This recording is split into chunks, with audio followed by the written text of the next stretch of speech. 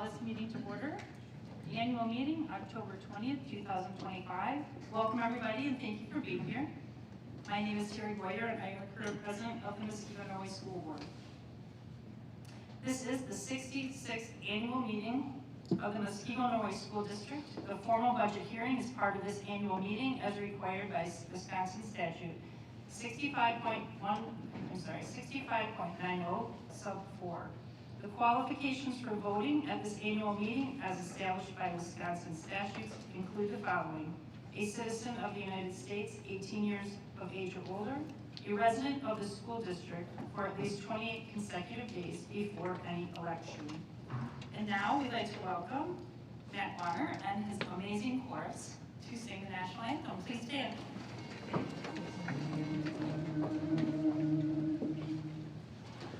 Oh, say, can you see by the dawn's early light what so proudly we hailed at the twilight's last gleaming, whose broad stripes and bright stars through the perilous fight o'er the ramparts we watched were so gallantly streaming, and the rocket's red glare, the bombs bursting in air, gave proof through the night that our flag was still there.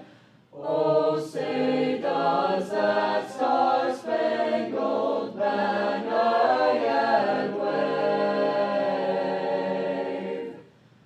o'er the land of the free, and the home of the brave, home of the brave.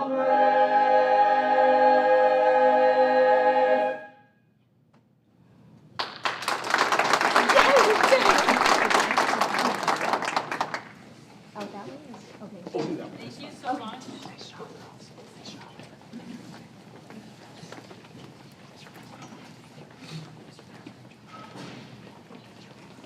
Okay, so the first thing I'd like to have everybody do is just, we're going to go around the table like we always do and introduce who we are, and I'll start with Jason.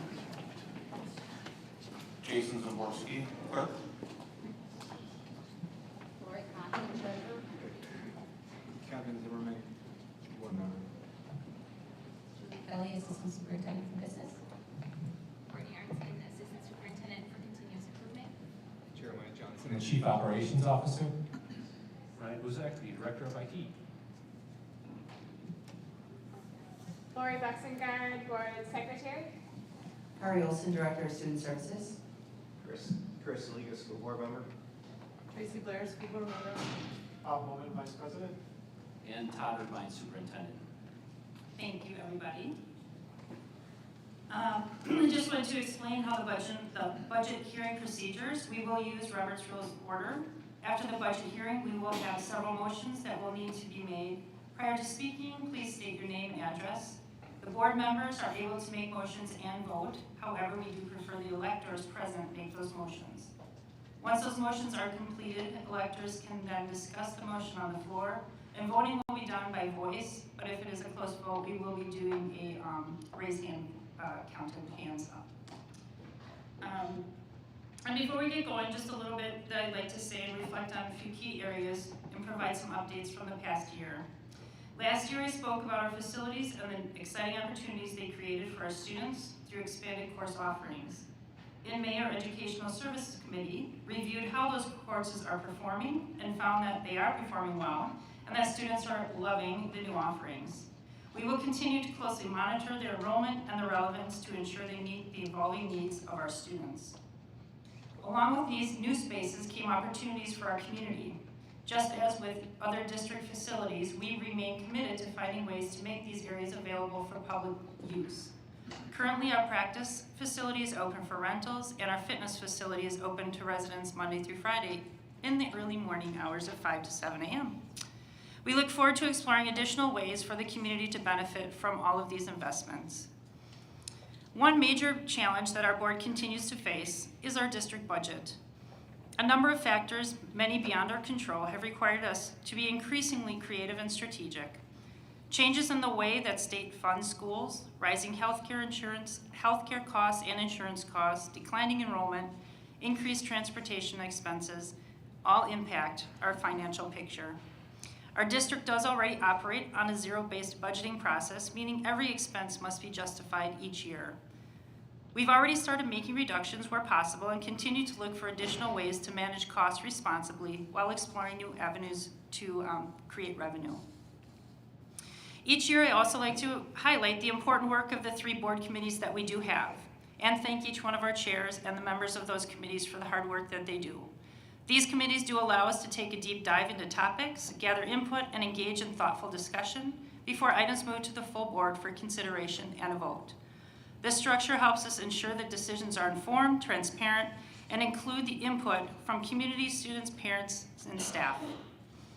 Our 3 committees that we do have are Educational Services Committee, the Policy Committee, and the Business Services / Student Experience / Legislative Advocacy Committee. We renamed that long one this year because we had added some different topics that they will be addressing going forward. All committee meetings are open to public, they're publicly posted, and we would like and encourage people to attend to give input to us on the topics that we discuss. As we move forward this year, I want to reaffirm that fiscal responsibility remains a top priority for us. Equally important, we continue our strong collaboration with our superintendent, administration, and teachers to provide our students with the highest quality education. We also remain firmly committed to supporting parent rights, their right to guide and direct their child's education, and through it all, we expect transparency at every level. In closing, I just want to once again thank our parents for your ongoing involvement and advocacy. It truly makes a difference, and I'd extend my appreciation to our teachers, our staff, administration for your dedication and hard work in supporting our students each and every day. Your partnership with this board and the dedication to achieving academic excellence creates a learning environment where every student truly has the opportunity to learn, grow, and succeed. So thank you very much to everyone. And now, moving on from that, we need to appoint a parliamentarian, and I would ask Lori if you would be willing to do that. All right, thank you very much. And then we need a motion to elect a meeting chairperson. Motion to approve Terry Boyer as meeting chairperson. Are there any other nominations? Any other nominations? Any other nominations? Okay. Do I have a second? Okay, and all in favor say aye. Aye. Opposed? Okay, thank you very much. And then we move on to the superintendent's report. All right. Well, thank you very much. As I mentioned earlier, my name is Todd Irvine. I'm incredibly proud to be the superintendent of Muskego Norway Schools. And it is my pleasure to be able to speak to the state of the district as we sit here today. I would be remiss if I didn't mention that a strong school district is built on a very strong strategic plan. So the success we are experiencing today didn't just happen overnight. It happened because of years and years and years of thoughtful dedication of our staff and of our school board, thinking about our key priorities, our mission and our vision, and keeping our schools aligned to those things. So what you're going to hear about in a little bit is some of our other district leaders will speak about some of the results from last year's goals. I, again, just want to ground us in that strategic plan. So last year was the final year of our previous strategic plan that guided us for about 7 years. Within that strategic plan, we had specific priority areas that we focused on. 3 key areas: exemplary student learning and engagement, highly effective personnel, and sound stewardship of resources. An underlying theme around all of those is the concept of continuous improvement, because the reality from our standpoint, you don't get to arrive as a school system. As much as you may have achieved or accomplished, there's always going to be room for improvement, and a really strong system continues to evaluate your strengths and tries to leverage those to fill in those spaces where you know you have some spaces you can do a little bit better. So again, in a bit, we're going to talk a little bit about closing out those goals and the accomplishments of last year. But I also wanted to ground us in the concept that it's one thing to have a strategic plan that sits in a binder or sits on a poster in someone's room. Our strategic plan is something that for years has been a living, breathing document that cascades throughout our entire system. Not only do we sit as a district leadership team and work with our school board about it, we speak to each department in our district office, and it cascades down into every building within our system, and then within the buildings, it's an actual process that our staff at every level engages in. So to me, that is one of the most key priorities and one of the key reasons why our district has experienced the success that it has over the years. One of the main goals of last year's strategic plan was to come up with our current strategic plan that will guide us for the next 5 years. Honestly, it was probably one of the most engaging and inspiring processes that I've been a part of. And what made it so was getting the opportunity to gather feedback from various community members and stakeholders who gave their perspective on what's working well in our system and also areas where we can improve. And hopefully it's as no surprise to anyone, the overwhelming response was our district's mission and vision are spot on. We truly believe that every single student who shows up to our buildings every single day, we should be working hard to find a path for them to learn, grow, and succeed. That's the why behind our educators, that's a why behind our administrative team, and I've been inspired by our school board and our conversations to know that you live that as well. Our vision had a slight change. We used to focus on being the district of choice in southeastern Wisconsin. Very proud to say that over the last 10 years, we have truly climbed from one of the best in southeastern Wisconsin to one of the best in the state. And so it was, again, inspiring to hear our different community members say that, honestly, I think it's fair for us to say our goal is to strive to be one of the best schools in Wisconsin. So that's a slight change there. Beyond that, our values continue to be what guides us as a school system. I will admit my bias. I would say we have an incredibly strong school system and strong community because we live these values every day. And regardless of what stakeholder group we met with, these same values rose to the forefront. We changed our key priorities, again, based on an analysis of our data. Where are our strengths and where are those opportunities we can improve? Because again, it's awesome that we're in roughly the 98th percent from an achievement standpoint, but we're also well aware we have some students in our system that aren't yet where we want them to be, and we believe we can do better. The 4 key priority areas that we'll focus on for this year's annual strategic plan focus on academic excellence and life readiness for all of our students, student wellness and belonging, staff wellness, development, and retention, and then finally, operational sustainability and strong family and community connections. Our goals will all be centered on those 4 priority areas as we work throughout the year. We're gonna talk a lot in the next part of the presentation about a lot of data, which again, I apologize, I'm a data geek, so I love data. It tells a story about where we've been, where we're going, and the successes we've had. There are a ton of different metrics out there, and there are a ton of different promotions that try to highlight and compare different schools to different schools and things like that across the state. Niche is one of them that's very popular that people talk about. We were listed as the 5th best school district in the state of Wisconsin. There's a DPI state scorecard. There's all these different metrics that external forces want to try to measure us on, and I do value that and respect that, and we'll always work hard to be competitive on that. However, I believe our best measure are the smiles that we see from our students, the things that show up when you see them in different places in the community. I will go back to what we started our event with, hearing our students perform with such passion and appreciation for the national anthem, to me is probably one of the greatest metrics that we could and should be measured by. But when I think about our elementary schools, you're gonna hear about some incredible academic excellence and some growth in really key areas of literacy and math, and you're gonna hear about some areas for growth. But again, behind every one of those test scores, please let's not lose sight that there's a student with a smile on their face, hopefully having an incredible experience. But in addition to that, there's probably also a student in one of our schools that isn't smiling, that isn't having that success just yet. And when we talk about that overarching theme of continuous improvement, that's our why. We're gonna continue to work hard to find those things we can do to get every student connected, because we know when a student feels connected at school, it opens up the pathway for them to strive to be their best. And it doesn't matter if it's at the elementary level, or the middle school, or the high school. our collective efforts to find a space and place for every student, whether this is our Women of Will program, which is one of my favorites.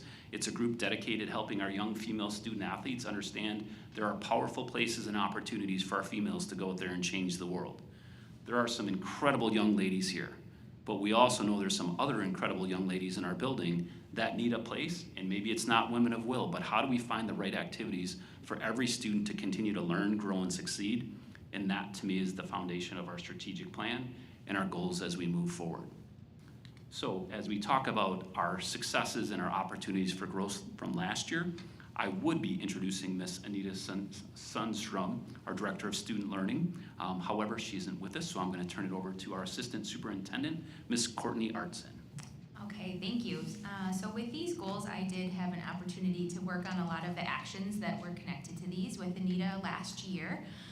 So first, to kind of outline that we do have short-term annual goals that lead to our growth of long-term goals as well. Sorry that I have that as I'm talking through these things. A couple just general points of information about the data that is included within these goals. So our goals are really focused on the state, so what we would call our WSAS or Wisconsin State Assessment System data. The purpose of these assessments are really for districts to be able to recognize trends, what's happening at this moment in time. It's also just that one-time snapshot for students. So students aren't having multiple opportunities within a year to take these assessments more than once. So with that, we can monitor gaps. We often reflect on two different kinds of gaps that may be visible, an instructional gap versus a learning gap. So are we looking at trends to recognize that we have an opportunity to change or include something within instruction? Or do we have an opportunity to respond? Students were learning something, they don't have it yet, and so we need to come at it in a different way. Another way to think about these data trends would be macro versus micro data. So Todd was referring to the cascading structure that we have within goals.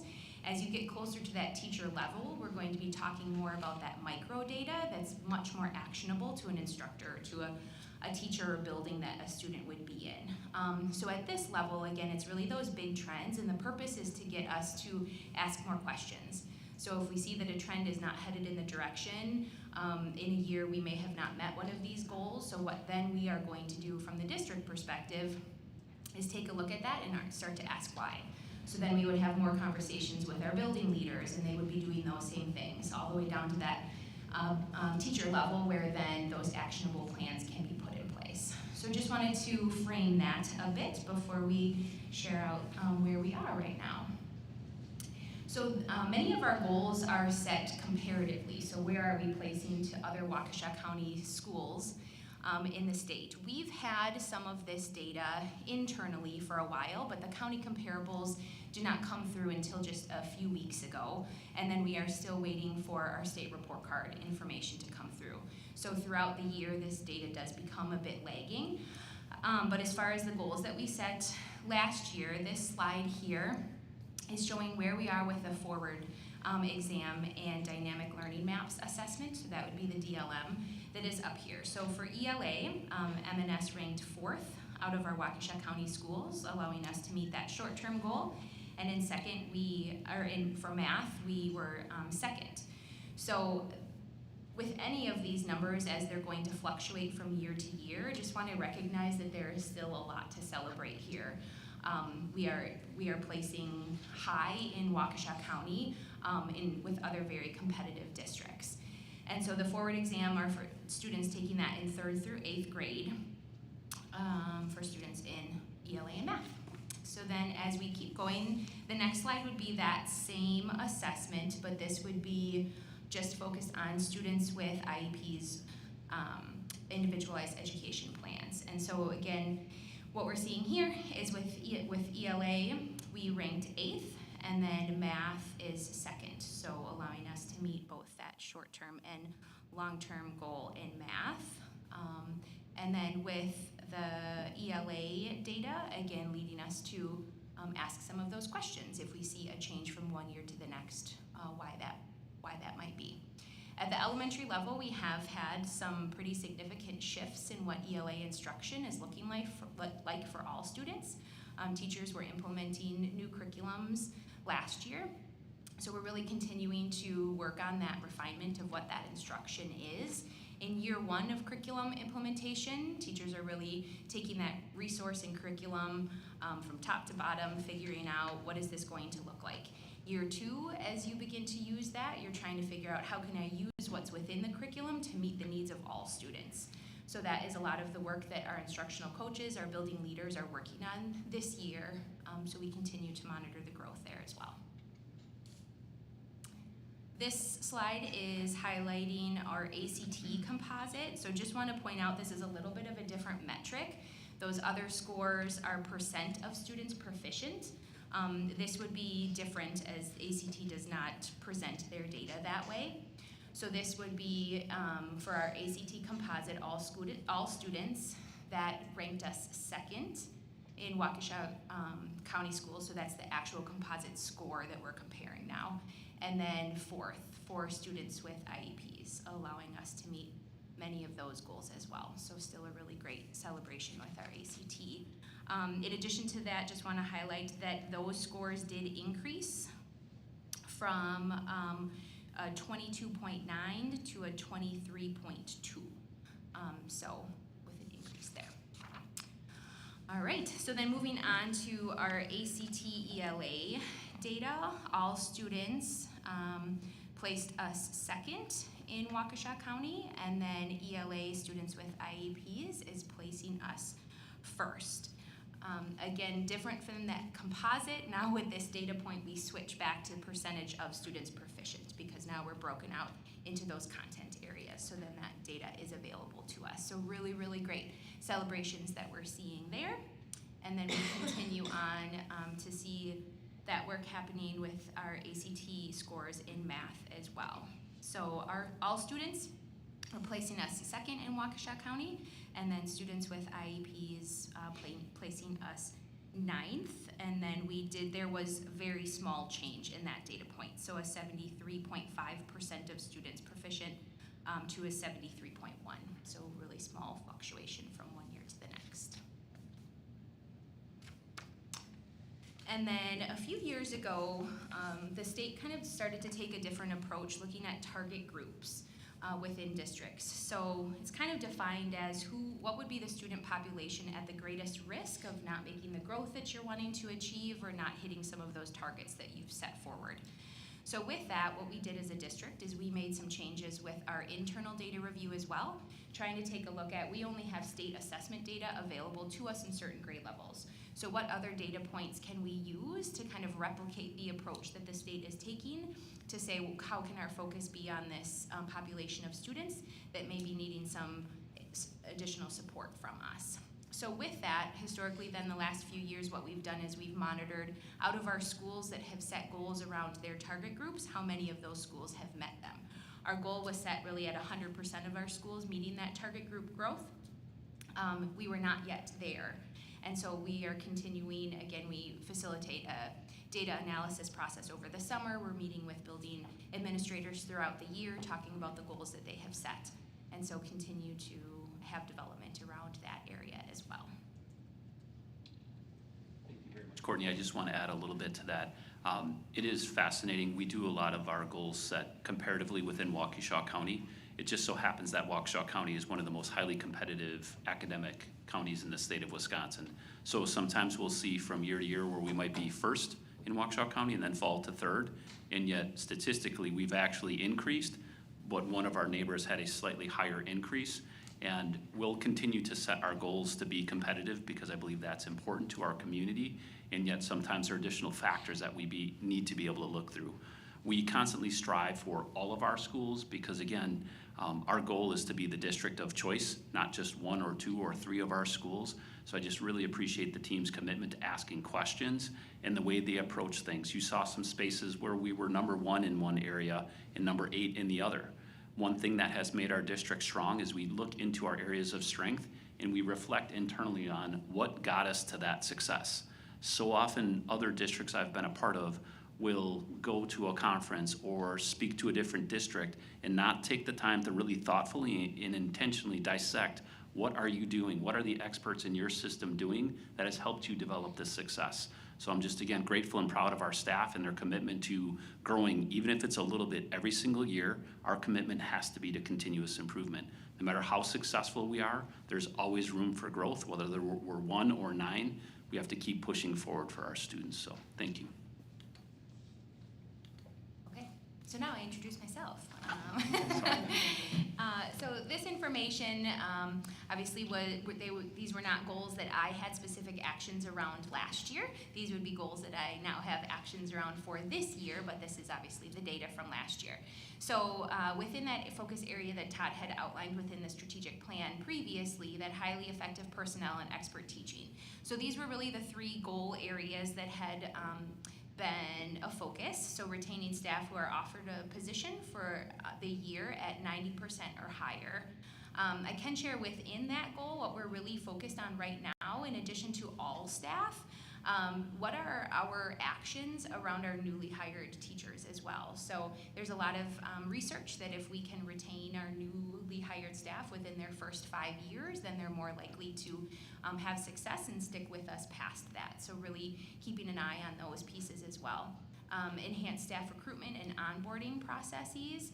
So we continue to engage as a district with local universities, reaching out, seeing if we can get student teachers within our buildings, helping with that recruitment, participating in opportunities such as mock interviews at universities, heading there, going to one next week. And then really taking a look at onboarding, not as a one point in time experience for a staff member, but we really need to continue that beyond. So within their first year, what are we offering as far as continued onboarding? And then last year we had changes with some of our surveys. So it was really establishing baseline for the new employee engagement survey, as we wouldn't have data to compare. So I'll show kind of where our baselines came in at. So to begin with, this is our certified retention staffing trends. So our goal was 90. We did meet that. Some of the other actions in addition to what I had shared is we have 30 and 90-day in-person meetings with our certified staff. So after someone is hired, our principals have questions that they are meeting and collecting information from staff members. And then with our certified staff, that is a much larger group sometimes of newly hired people. So then we have surveys going out to them and an ability to analyze what those trends are looking like as well. And then we are moving on to our highly effective personnel and expert teaching survey. And so our survey results overall as a district is a 4.22. And so this is staff providing feedback to us. Just provided some of the participation as well. We are always focused on how do we continue to increase these numbers, being sure that staff are valuing the survey information that we gather. So that'll just be another data point moving forward that we keep an eye on. With that, the highest ranked question from that survey is a 4.58 out of a 5-point scale. So again, looking very strong for us. So the work I do has a meaningful impact on the lives of those we serve. So from this item, really being able to see that many of our staff members don't just see their job as the work that they do, but they see it as this is the mission that I have an opportunity to foster success with students that I work with every day. And so that's just, I think, a really powerful metric that we have an opportunity to continue to support and grow from. This is the highest metric that we have on that survey, and then just to note, we also look at trends of where improvement can be, and that would be communication focused. So we will continue to come around with those actions as well. So then we also administer the Top Workplace survey with staff every year. So another celebration, we were recognized as a top workplace for the 9th consecutive year in a row. And so we also have, this is our 6th year, not consecutive year, but 6th year that we also received the Meaningfulness Award.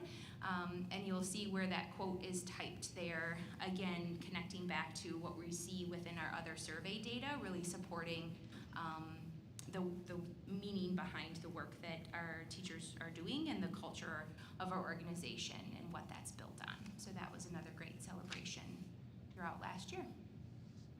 So So then we also take a look at survey data from our family stakeholders. And so again, this was a baseline year with a 4.37 out of 5. Participation from various buildings. Principals have a lot of reminders and actions opportunities when we have parents already in our buildings. Can we offer reminders about the surveys?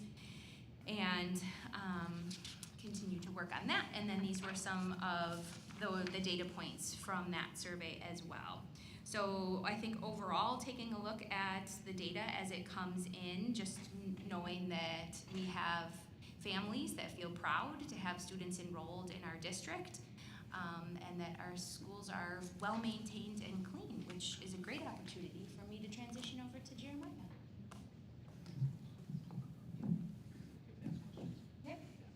The percentage that you have for the schools to report back, what is that percentage out of like staff? Because even like when you list out that Lakeview had only, let me pull that up.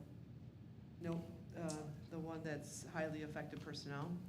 The Lakeview has participation. 39, but they probably have less teachers because it's a smaller school. Correct. So like what is the percentage of feedback that you're getting? Yeah, we could show percentage on that data instead of just participation numbers. I don't know the percentages Oh, you off don't? the top Okay. of my head. Okay. Like with the, and then with the family one, it was like, what, at 1,800? What's that coming in as for percentage of How many feedback? families? Yeah. Like if we got 56%, well then I would take that data as pretty accurate. Yeah. Whereas if it was only 10%, yeah.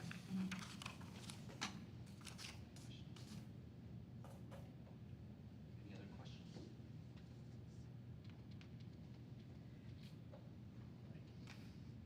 Thank you, Mr. Johnson. Yes, thank you. Each year around this time, we approve capital improvement budgets, so it's awesome to look back and see where we were at this past year and what we were able to do with that investment. So here you'll see on the bottom, a lot of money goes into our roofs and nobody sees it, but you'll know when they never fall through. So we're doing well with roofs. We're keeping up with parking lots as well. We did a few seal coating projects, and so we're on like a every third year schedule to seal coat, crack fill our parking lots. We installed new railings at Bay Lane. A couple of the upper pictures are actually some contributions that came from the community. So the youth football organization helped us purchase the back panel on the large football scoreboard. And we had some generous donations to put in batting cages at our softball stadium, which is just really top notch if you've been able to see it. And we replaced all carpeting at Lake Danoon. It took us several years, and we're at a new cycle of flooring after 26 years of operation. And for this upcoming year, some things that we've done, we've been working for the last 12 months on our community use of our facilities. So we have 40,000 hours of after-school use from the community. And it really is a job within itself to be able to manage all the finances, to manage the use, the people that are requesting. So we put in a whole new platform that gives people an estimate up front to ask for their insurance. And it's really loading up as we speak. We have 10,000 events scheduled between July and December, and then we open it back up again for the last half of the school year. So our facilities are used constantly after school, and we're really proud to open our schools to the community. Some things that we'll continue to look at into the next year's budget cycle, budget pending, would be continued roofing. We have 170 roof sections in the district. Each of them have about a 30-year life cycle, so just trying to stay on top of that so it doesn't get to a snowball phase with that. We've been talking about tennis courts for a while, so continuing to figure out ways to crack fill or seal coat or do anything to continue to buy time with our tennis courts until we have a permanent solution. Our Salentine gym is due for a resand. About every 10 years, you resand it, repaint it, recoat it, and we've been doing that with each of our schools on that cycle. And then our parking lots here at the high school in Lakeview for crack filling and seal coating.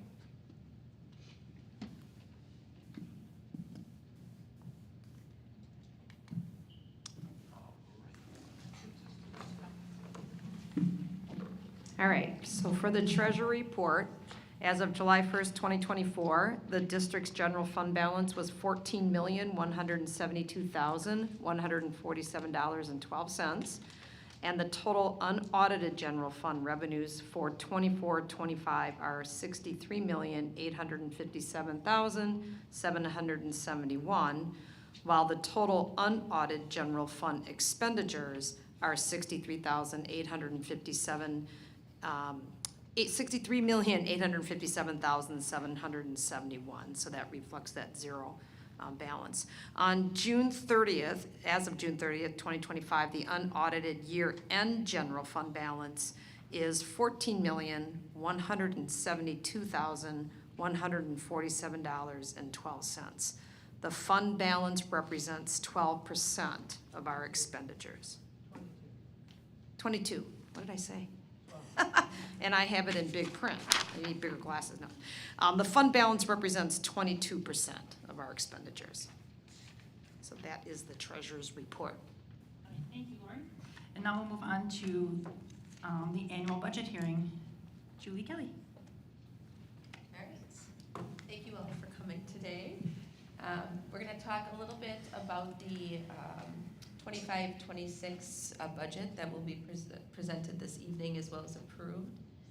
And then also the 26-27 budget planning process that we'll be using moving forward.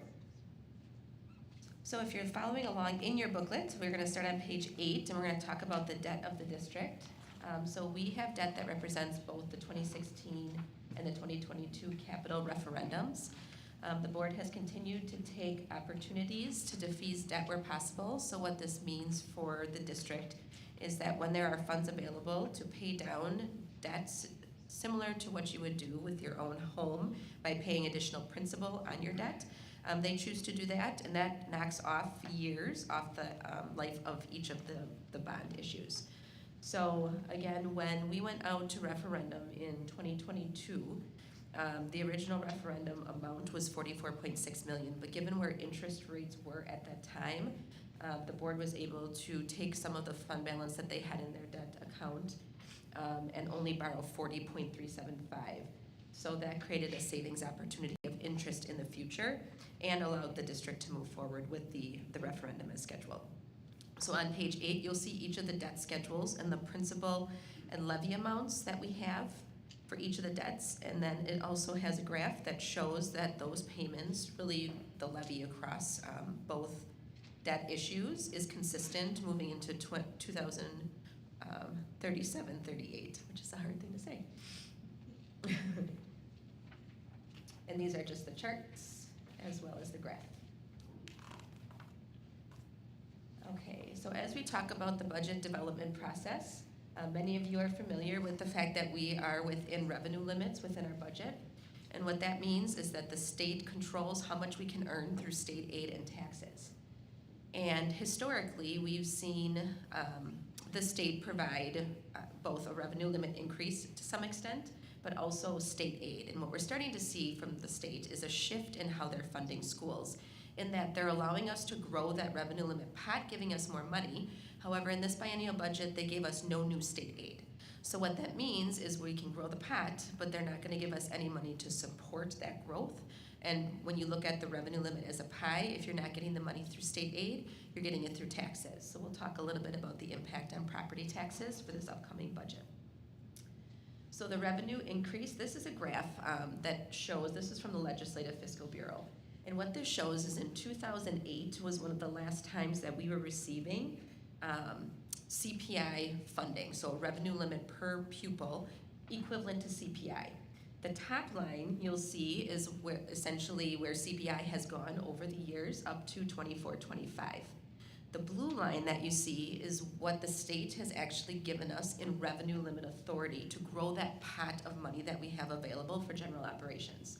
So you'll see that that graph has historically grown through the years. So if we were to have received funding equivalent to index CPI, we should be getting about $3,380 more per student than what we currently receive.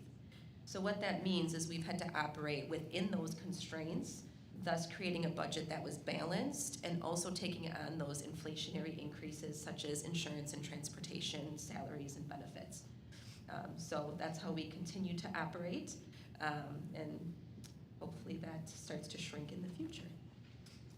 As far as our pot goes, if we look at this from a bar graph perspective, our revenue limit levy, so this would be the state, the tax levy that we would issue, is 52.4% of the revenue limit, and the state aid that we receive is 47.6. Historically, we've been around 49 to 50%, but that's starting to shift again. One, because we're a property-rich district in comparison to all other districts in the state.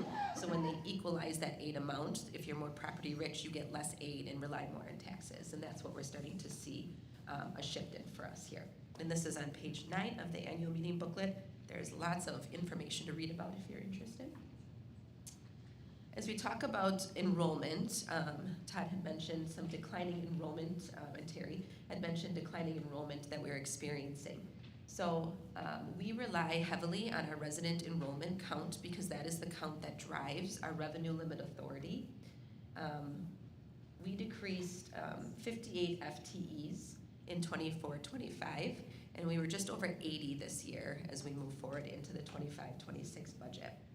One opportunity that we do have is to increase the number of summer school minutes that students take. And for every 48,600 minutes that students are in summer school, we can count that as one additional FTE to provide additional funding for our system. So in 24-25, we were up to 227 FTEs, and this year we increased that by growing summer school opportunities by 37 FTEs. So again, at about $11,000 a student, spread it over 3 years, that does actually help. Summer school does help to support our overall operational budget.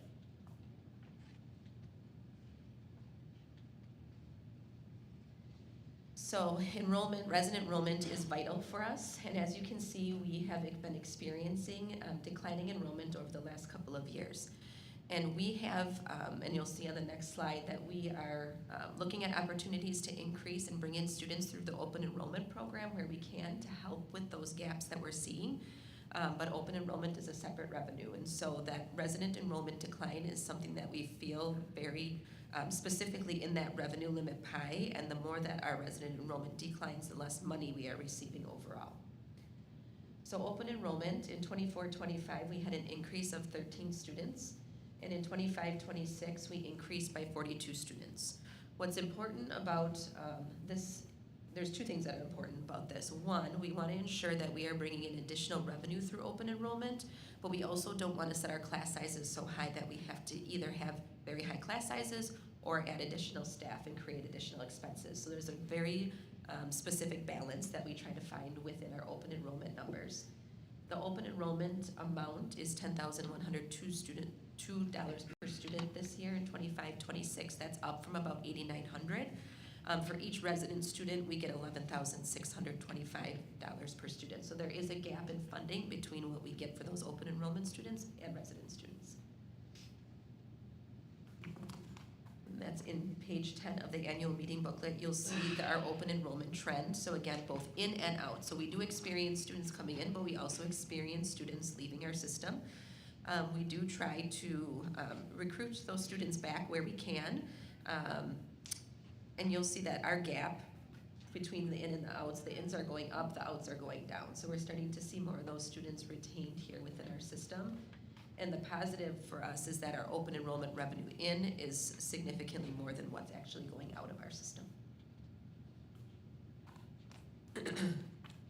The other factor that affects our property taxes and revenue limit is our equalized valuation. And so this is a valuation that's set by the Department of Revenue on October 1st, and it's meant to look at property values across the state and determine those property rich, those property poor districts so that aid can be distributed. So in 24-25, our equalized value was a 5.47% increase. And this year, in 25-26, our overall between our 3 municipalities that make up our school district is 10.42%. So again, in 25-26, we will actually lose about 4.10% of our state aid, which represents 47.6% of our overall revenue budget. On page 11 of the annual meeting booklet, you'll see the correlation between state aid and tax levy. Again, this is another way to look at if the revenue limit was a pie, this is just in the bar graph form. or the line graph form, but you'll see the red line represents our tax levy. So as changes to state aid on the blue line exist, the tax levy must change also. So in 24-25 was kind of the big shift in how we were being funded from the state, where more of our revenue was relying on tax levy, and you start to see that increase again this year. So for 25-26, our preliminary tax levy, we have a number of different levies that exist. Our general fund is at about 27.9 million. I'm gonna skip down to the capital projects fund. Fund 41 is about 750,000. Those two levies are really one and the same. If we didn't have the Fund 41 levy, that money would shift to Fund 10 to be able to use for operations. The state allows us to pull out that money separately and be able to look at it differently in the state aid formula to help with capital projects and the impact on taxes for those projects. Our debt service fund, our Fund 39, is that referendum debt, and that's at 6.2 million. And we have a very small community service levy at 15,000, and we utilize that mainly to support Open Swim and other opportunities for the community to come into our system. So a total property tax levy on a preliminary basis of $34,968,785. Another way to look at our overall tax levy, again, the same numbers that I just reported. We are looking at for 24-25. The 25-26 column is gonna look a little differently than what I just talked about, because those are gonna be our actual numbers that we will talk about at the next board meeting right after this one. So you'll see between 24 and 25 and 25 and 26, we're looking at about a 4.95% increase in our overall tax levy. When you look at the net new construction, and I chose Muskego because it's one of our main municipalities, our net new construction is 1.17%.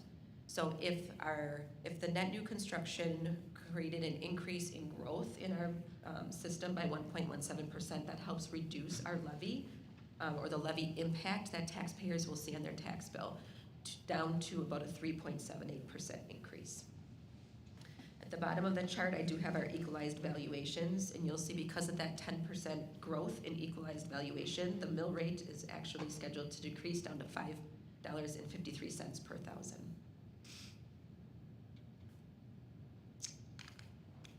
Is there another little arrow that pops up if you hit another button? There it is. So on the tax bill, when you receive that, you'll see right where the red arrow is, there's also a school levy credit. And that is a pot of money that the state sends to municipalities to distribute to help reduce the school levy. That amount is not determined by us, but it does help to reduce our overall levy and the impact on the tax levy for the municipalities and the taxpayers within them. So I just wanted to note that.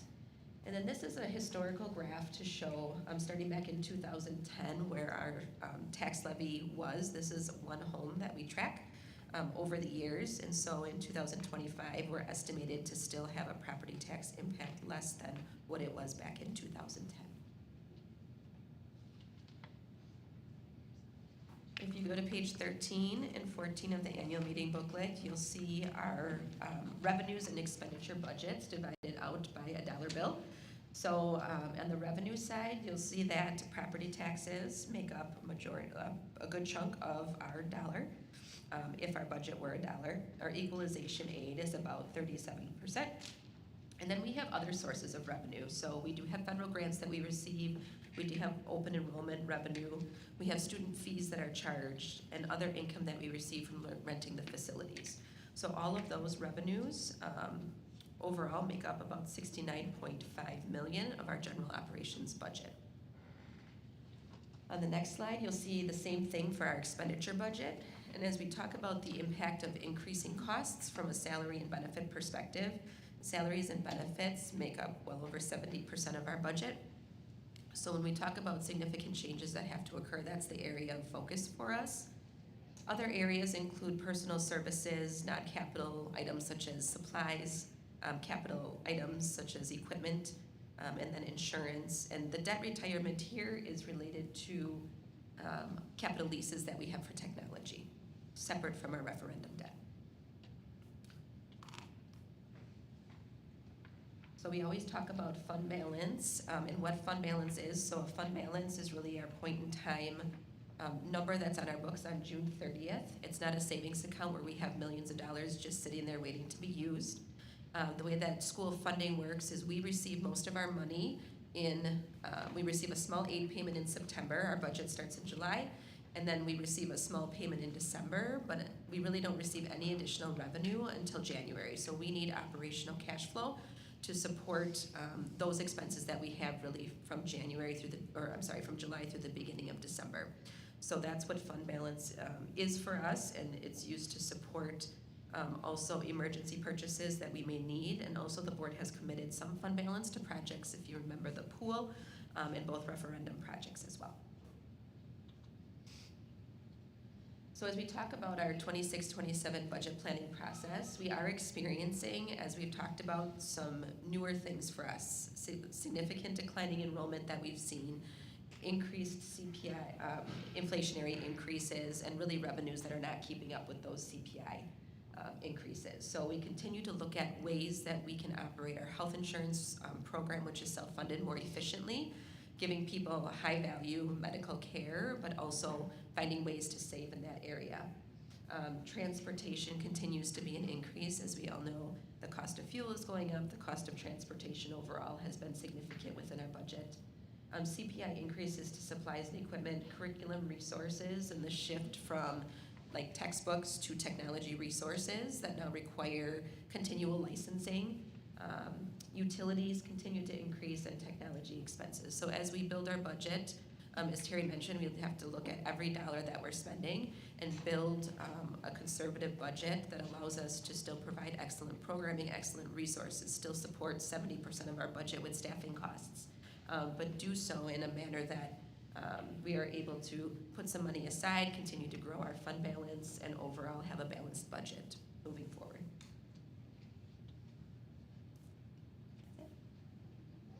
Any questions for Julie? If you could step up to them. I was just gonna say, I just saw that gas prices are going down, so hopefully that'll help with your transportation fees. That's also. Anyone else? All right, thank you, Julie. Thank you. Okay, we'll move on to the clerk's report.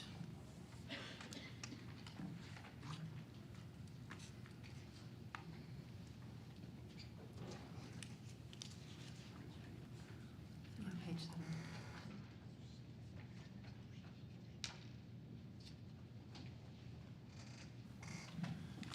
For the 2025-26 budgeted general operations revenue are $64,685,593, and budgeted general operation expenditures are $6,685,593, thus representing a proposed balanced budget. The tax levy projection based on the proposed budget is as follows. General Fund 10, $27,992,672. Debt Service Fund number 39, $6,211,113. Capital Projects Fund 41, $750,000. Community Service Fund 80, $15,000. Total property tax levy is $34,968,785. Thank you, Jason. We'll now move on to the area where we're going to read the motion, and then we would like those in attendance here to make motions for those to make firsts and seconds, and then we'll go into discussion, and we can vote on those after that. So Jason will read the motion, continuation of Capital Expansion Fund 41. Resolution by the electors of the Muskego-Norway School District, Waukesha County, and Racine counties of Wisconsin that a tax be levied in the amount of $750,000 to maintain a capital expansion fund for the purpose of financing capital expenditures at various district buildings and sites. Anyone? Someone just needs to make that motion. Thank you, Chris Buckmaster. Do I have a second? Second. Deb, thank you. And then we move to discussion. Are there any discussion questions on that motion? Okay. All in favor say aye. Aye. Opposed? Motion passes. Approval of tax levy. Motion to approve a tax for general district operations in the amount of $27,992,672, Fund 10, for debt service of $6,211,113, Fund 39, for capital expansion, $750,000, Fund 41, and for community service, $15,000, for a total combined tax levy amount of $34,968,785 to be levied on all property, real and personal, which is taxable under state laws within the Muskego Norway School District for the purpose of financing the operations of the public schools of the school district for the year 2025-26. Need a motion and a second? Fred Hyde, so moved. Thank you.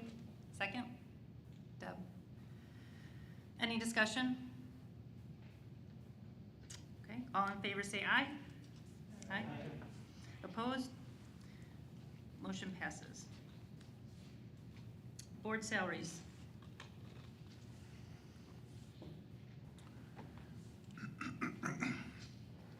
I just read it as blank. Yeah, so, Okay, yep, so you read the motion and then they will fill in got it. the blank. A motion is in order that the electors of the Muskego Norway School District set the board member salaries at some dollar for the 2025-26 school year. So this time when you make the motion, you have to fill in that blank.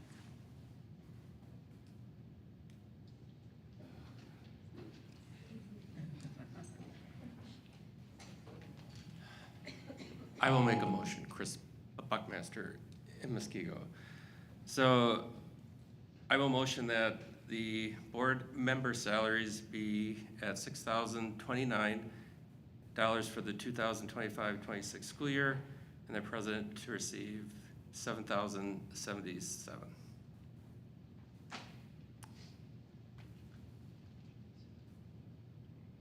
you have a second? Deb, second? Any discussion?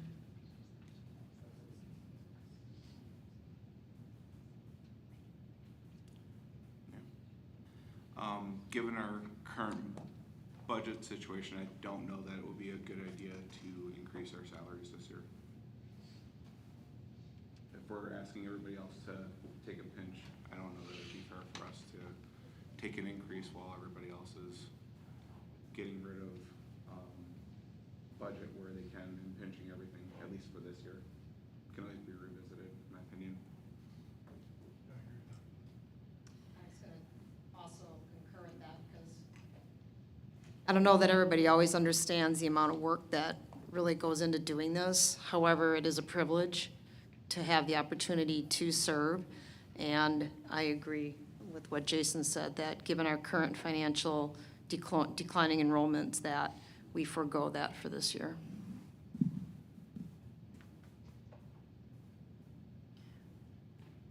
So it sounds like we would like to amend the motion. or we could just vote it down. And then submit it. That would you want to do? You would be substantially changing the intent of the motion, which is to increase. So it would be best to vote on that, and then if it's voted down, we can submit a new motion.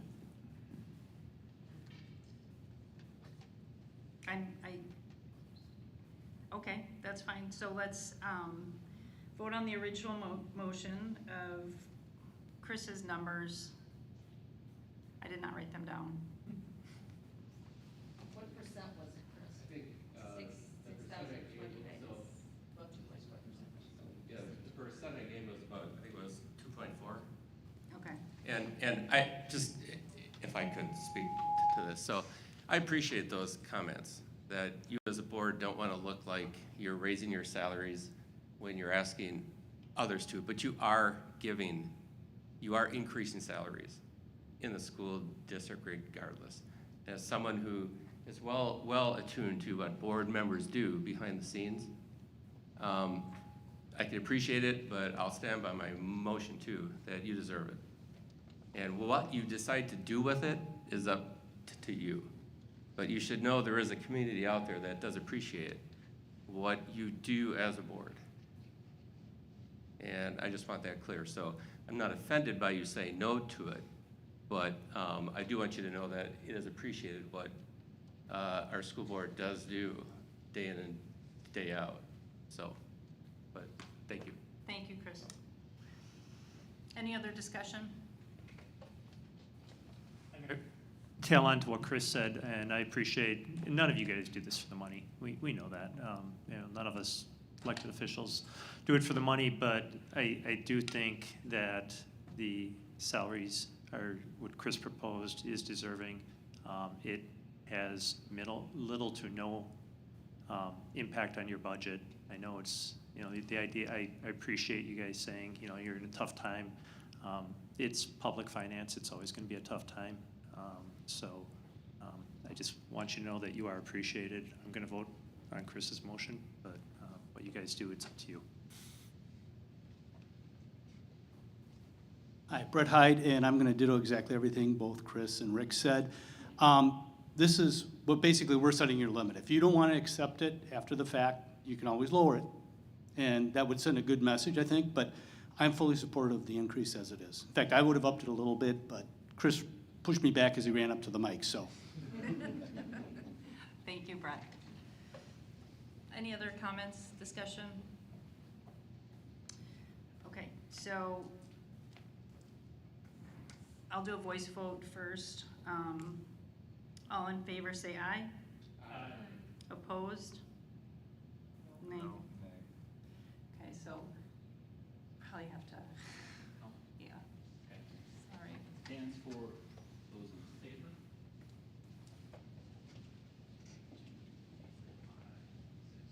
7. Okay. 7 in favor. And opposed. 1, 2, 3, 4, 5, 6, 7. Anyone hiding in line? What is?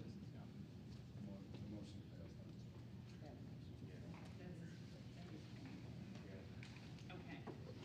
So now we would like to entertain a new motion. What percent did you give staff? We haven't done negotiations yet. All right, did you have a number in your budget that you're thinking? Right now, we're budgeting 2.5%. And that's what Chris was on? All right, I make a motion for a 2% raise for the board, across the board. Brett Hyde, I'll second that. Discussion? Okay, all in favor? We'll just do a raise your hand. What? I'm just wondering, because it's a percent, could someone amend the percent?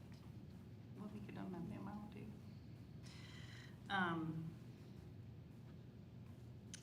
Okay,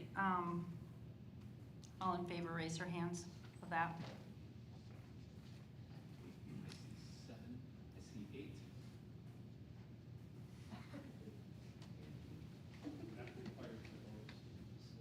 Opposed? I see 7. Motion passes.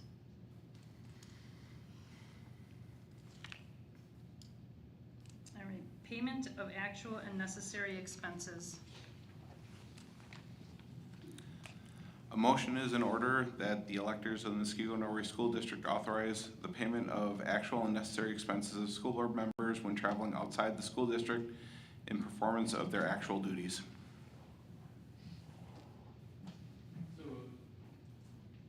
Lisa Ward, Chris? That's Chris. Thank you. Any discussion? All in favor say aye. Aye. Opposed? Motion passes. 2026 annual meeting date and time. A motion is in order that the electors of the Muskego Norway School District authorize the school board to establish the date and time of the next annual meeting, such meeting to be held between the periods of May 15th, 2026 and October 31st, 2026, with appropriate advance notification to electors in accordance with Wisconsin Statute 120.08.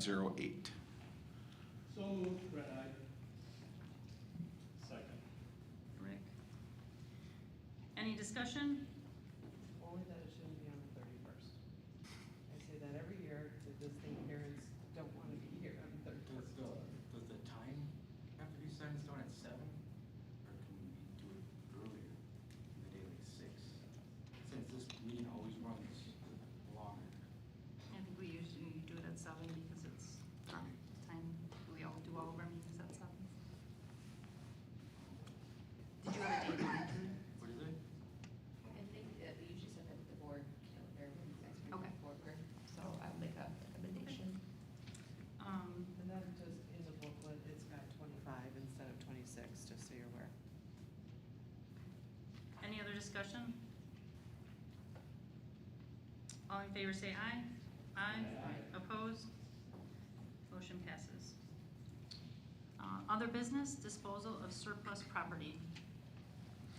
A motion is in order that the electors of the Muskego Norway School District authorize the disposal of equipment per board policy. So moved. Second. Thank you. Any discussion? All in favor say aye. Aye. Opposed? Motion passes. All right, that brings us to the conclusion of our annual meeting and our budget hearing. Thank you, everybody, for coming. Appreciate your participation.